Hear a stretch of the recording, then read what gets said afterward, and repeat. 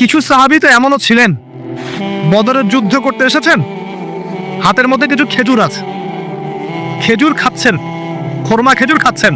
তখন নবী সাল্লাল্লাহু আলাইহি ওয়াসাল্লাম দাঁড়িয়ে ভাষণ দিচ্ছেন যে ওয়াসাবিকু ইলা মাগফিরাতিম মির রাব্বিকুম ওয়া জান্নাহ। ওই যে আয়াতটা আছে, তোমরা এগিয়ে চলো তোমাদের রবের ক্ষমার দিকে এবং জান্নাতের দিকে। আরদুহা কাআরদিস সামাই ওয়াল আরদ, যার প্রশস্ততা আসমান এবং জমিনের সমান। সাহাবী খেজুর খেতে খেতে খেজুরটা ফেলে দিলেন। আরেকজন সাহাবী জিজ্ঞাসা করলেন যে খেজুরটা ফেলে দিলেন কেন? তিনি বলছেন এই খেজুরগুলো খেতে অনেক সময় লেগে যাবে। নবী সাল্লাল্লাহু আলাইহি ওয়াসাল্লাম এমন কথা বলেছেন, এটা শোনার পরে আমি আর এক সেকেন্ড নষ্ট করতে যাচ্ছি না। খেজুর ফেলে দিয়ে যুদ্ধে ঝাঁপিয়ে পড়লেন, দেন শহীদ হয়ে জান্নাতে চলে গেলেন। তারাও তো মৃত্যুর স্বাদ গ্রহণ করেছেন, তাই না? আর একজন ইহুদি ব্যক্তি উহুদের যুদ্ধের দিন সকালবেলা মুসলিম হয়েছে। ইহুদিরা তো আমাদের চিরশত্রু, আপনারা জানেন। এটা জানার জন্য ডক্টরেট করার দরকার নেই, থিসিস করার দরকার নেই। প্যালেস্টাইনের দিকে দেখেন বুঝতে পারবেন, ফিলিস্তিনকে দেখেন বুঝতে পারবেন। অ্যামনেস্টি ইন্টারন্যাশনাল বলে একটা সংস্থা আছে না, এরা পর্যন্ত দেখলাম গতকালকে রিপোর্ট দিয়েছে যে বিগত এই 50-60 বছর ধরে এরা ফিলিস্তিনদের উপর যা নির্যাতন করেছে, এটা মানবতার ইতিহাসে কখনো করা নাই। যাই হোক, একজন ইহুদি যুবক সকালবেলা উহুদের মাঠে আসছেন, এসে জিজ্ঞাসা করছেন যে আমার আগে কি করা উচিত, আগে কি আমি যুদ্ধে যাব না আমি আগে মুসলিম হব? সাহাবীরা তাকে বললেন আগে কালিমা শাহাদাত পড়, তারপরে উহুদের মাঠে আসো। সে এসেছে এই কারণে যে নবী সাল্লাল্লাহু আলাইহি ওয়াসাল্লাম মদিনায় আছেন, মদিনায় আরো ইহুদিরা আছে। ইহুদিরাই আগে বলতো শেষ জামানে একজন নবী আসবেন, যার নাম হবে আহমদ। সব মিলে গেছে, তারপরেও তারা গ্রহণ করছে না। এই ছেলে সত্য চিনতে পেরেছে, সে চলে আসছে সত্যের কাছে, এসে ইসলাম কবুল করে যুদ্ধ করলো, শহীদ হয়ে গেল। নবী সাল্লাল্লাহু আলাইহি ওয়াসাল্লাম দেখলেন তার লাশটা, দেখে বলছেন এই যুবক, এই ইহুদি যুবক এখানে কি করছে? সাহাবীরা বললেন সকালবেলা মুসলিম হয়েছে, যুদ্ধ করে শহীদ হয়ে গেছে ইয়া রাসূলুল্লাহ। নবীজি বললেন সাল্লাল্লাহু আলাইহি ওয়াসাল্লাম আমিলা কলিল উজরা কাসীর, সে অল্প আমল করলো কিন্তু বিশাল পুরস্কার পেয়ে গেল। জীবন তো তাদেরও ছিল। এটা তো সশস্ত্র যুদ্ধের কথা বাদ দেন, নরমালি সুমাইয়া রাদিয়াল্লাহু আনহা, আবু জাহেল তাকে নির্যাতন করছে, তার লজ্জাস্থানে বর্ষা ঢুকিয়ে দিয়ে, চিন্তা করতে পারেন, লজ্জাস্থানে বর্ষা নিক্ষেপ করে হত্যা করলো। সুমাইয়া রাদিয়াল্লাহু আনহা দেখতে কালো বর্ণের, চেহারা সুন্দর নয়, হয়তো বা আপনার মতো সুন্দর নয়, জান্নাতে এখন হাসছে ইনশাআল্লাহ তাআলা। তার স্বামী ইয়াসের, আবু জাহেল তাকে পিটাতে মেরে ফেললো, সে মারা গেল, শহীদ হয়ে গেল। অনেক ওলামায়ে কেরামকে, ইমাম, মুস্তাহিদ, মুহাদ্দিস দেখবেন সারাটা জীবন এত মেহনত করেছেন দ্বীনের জন্য, বিয়ে শাদী করার সময় পান নাই, এমনও আছেন ইমাম এবং মুহাদ্দিস। জীবন তো তাদেরও ছিল। শুধু সাহাবী কেন, তাবেঈদের দিকে তাকান, তাবেঈন তাকান, আমাদের 4 ইমামের দিকে তাকান। আবু হানিফা রাহিমাহুল্লাহ শেষ বয়সে জেলখানায়, কথিত আছে বিষ প্রয়োগে তাকে হত্যা করা হয়েছে। তার টাকার অভাব ছিল না, তিনি কিন্তু আমার মতো হতদরিদ্র ছিলেন না। আল্লাহ পাক তাকে সম্পদ দিয়েছিলেন, সমস্ত সম্পদ বিলিয়ে দিয়েছেন দ্বীনের জন্য। ইমাম শাফিঈ রাহিমাহুল্লাহ, তার দিকে তাকান।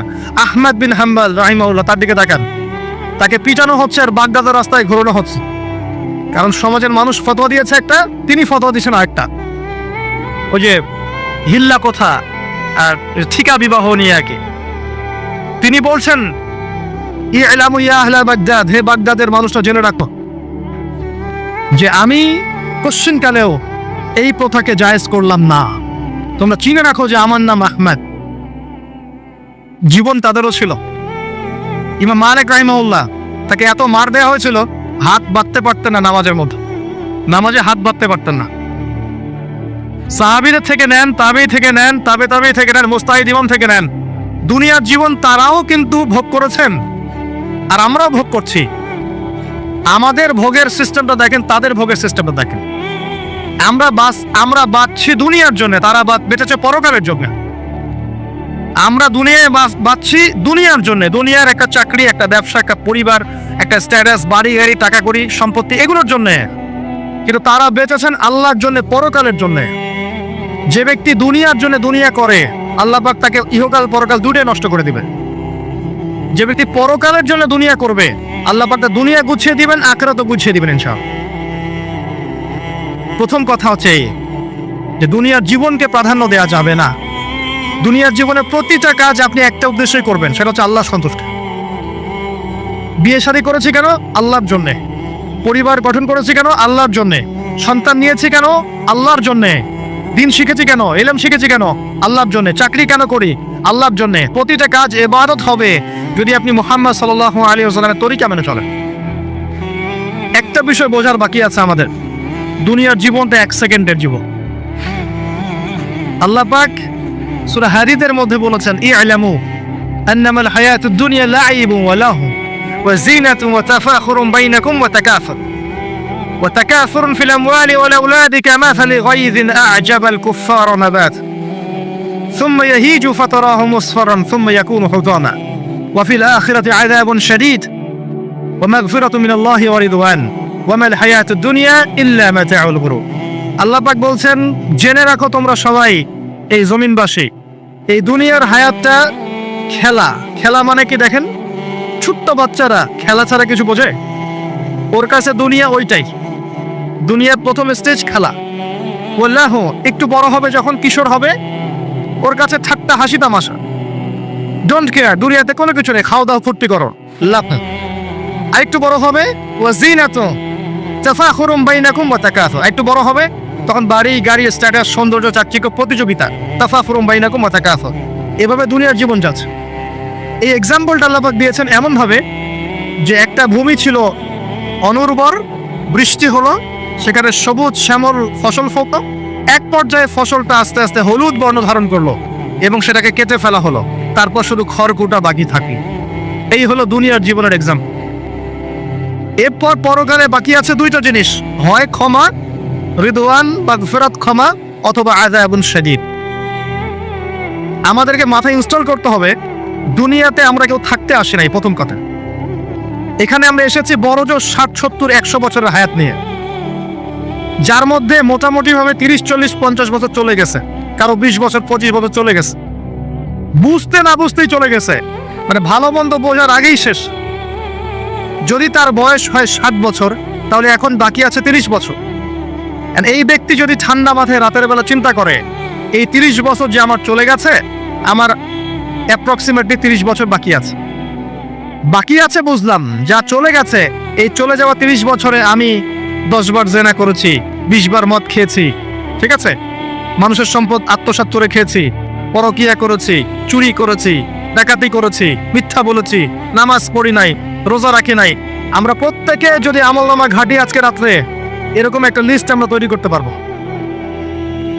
আজকে রাত্রে বাসায় ফিরে গিয়ে প্রত্যেকে যদি একটা আমলনামা ঘাটতে চাই, চোখ বন্ধ করে চিন্তা করি যে এই 30 বছর আমি কি কি করেছি, দেখবেন আপনি জেনার পাপ পাবেন, মাদকের পাপ পাবেন, অন্যের সম্পদ আত্মসাতের পাপ পাবেন, নামাজ না পড়ার পাপ পাবেন, রোজা রাখেন নাই, যাকাত দেন নাই, কোনো কোনো ক্ষেত্রে মিথ্যা বলেছেন, প্রতারণা করেছেন, মানুষের সম্পদ লুটে পুটে খেয়েছেন, অনেক কিছু করেছেন। কিন্তু আমাদের চলাফেরা দেখলে মনে হয় যে আমরা কোনো পাপ করিনি। এই জায়গায় ঠান্ডা মাথা চিন্তা করে আপনি দেখবেন পাপ দুই রকম। কয় রকম? দুই রকম। আপনি দেখবেন আল্লাহর সাথে জড়িত কিছু পাপ পাবেন, নামাজ করেন নাই, রোজা রাখেন নাই, মিথ্যা বলেছেন, ইত্যাদি ইত্যাদি। কিছু পাপ পাবেন আল্লাহর সাথে জড়িত, কিছু পাবেন মানুষের সাথে জড়িত। আল্লাহর সাথে জড়িত পাপগুলো ক্ষমা নেওয়া খুব সহজ।